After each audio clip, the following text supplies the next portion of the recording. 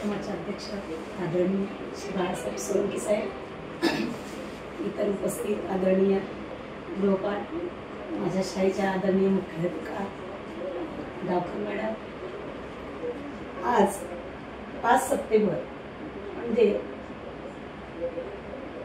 Doctor Radhakrishna Sarvepalli यांचा जन्मदिवस आणि त्यानिमित्ताने एक शिक्षक, एक आदर्श शिक्षक कसा असावा हे त्यांनी सांगितलं.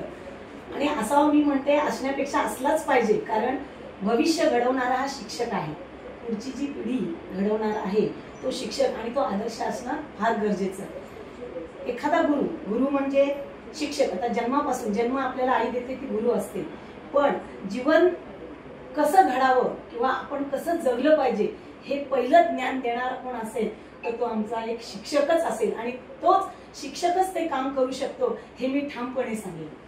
आणि त्यानिमित्ताने एक आदर्श शिक्षक पुरस्कार, आम्ही तासिका तत्वावर मी काम करते, पण मला हा पुरस्कार मिळाला म्हणजे खूप मला भाग्य वाटते की मला त्यासाठी मॅडमने नाव सुचवलं. मी फार त्यांची आभारी आहे. आणि साहेबांना पण मी सांगेन की आतापर्यंत आम्ही जे इमानदारी म्हणजे अगदी इमाने इतबार काम केलंय आणि याच्या पुढेही अधिक शाळेच्या प्रगतीसाठी, विद्यार्थी वाढवण्यासाठी आम्ही अधिक कार्य करू. तुमचा एक आशीर्वाद आणि मदतीचा हात आमच्या डोक्यावर असू द्या, एवढी मी इच्छा बाळगते आणि माझे हे 2 शब्द पूर्ण.